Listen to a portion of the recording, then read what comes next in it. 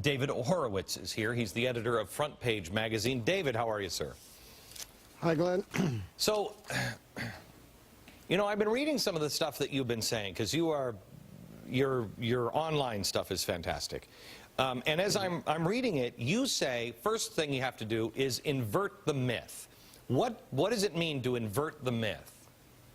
Well, in our country, the people are sovereign, and you're tapping into that great, vast population that is beginning the revolt against this system which has been imposed on us. The people, the myth that drives American politics, and it really drives the Democratic Party much more than the Republican, is the myth of the underdog. That everybody in America thinks of themselves as an underdog, and the party that appears as the champion of the underdog is going to have an advantage in any election. The Democrats pretend to care about women, children, minorities, and the poor, but in fact they don't. Well, I mean, a great example of that wouldn't be inverting the myth. Wouldn't that be the mammogram thing? I mean, the insurance companies are saying we're still going to cover that. But the Democrats now, the government is now saying, no, we don't need to cover the mammogram thing. Right. Women are a vulnerable group. The Democrats are operating by the numbers. Of course, everything that you said is correct. I mean, they're imposing a rationing system. Their drive is to get a single-payer system, which means the government will make the decisions for you.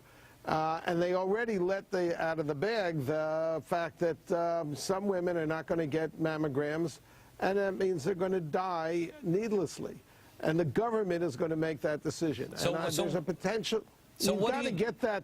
So what do you do to get that out? Because honestly, David, very simple. Let's have a die-in. Let's do what the left did with the AIDS epidemic in the 80s. Let's get our, the Tea Party women out there at all the mammogram centers. Let them have die-ins so that the whole population understands. It's very difficult to get information out in our culture. We live in a, it's just vast. People okay, so wait, I don't idea. even remember. The die-in is when everybody just would go into offices and they would just lay down on the floor, and then they'd have to drag you out. Right, and they'd accuse Reagan of killing them, of course. Okay. But in this case, it's the Democratic Party that's killing them. Here's the problem. Here's the problem, though. Conservatives or libertarians, they're just not. That's not what you do. It's just. I agree, but something is happening in this country. That 35,000 people that came out to see you, the people who.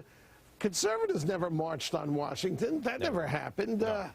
So it's happening, and it's really the people that's waking up. So what does that? So what does that do? You do a die-in, then what happens? I mean, will the media even cover it? And if they do, they'll say, "Oh, these crazy people doing a die-in." What does that do? I think they'll have to cover it. If you have, if you have those old folks, conservative women.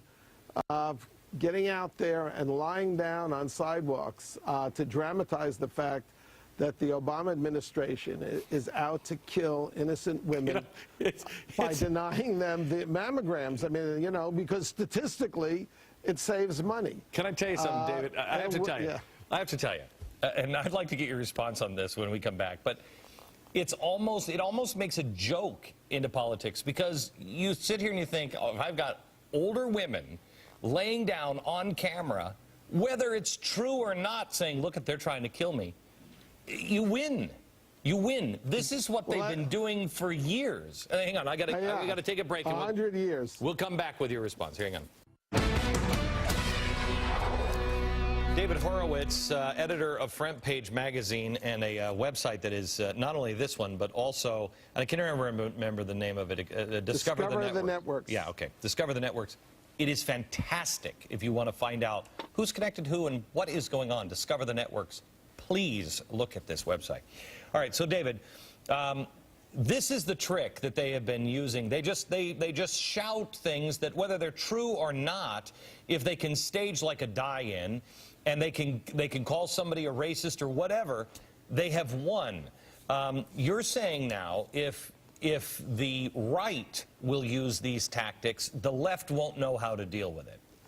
Oh, exactly. I mean, You're inverting the whole paradigm, and the left will be caught off guard. Actually, this is what Saul Alinsky argues.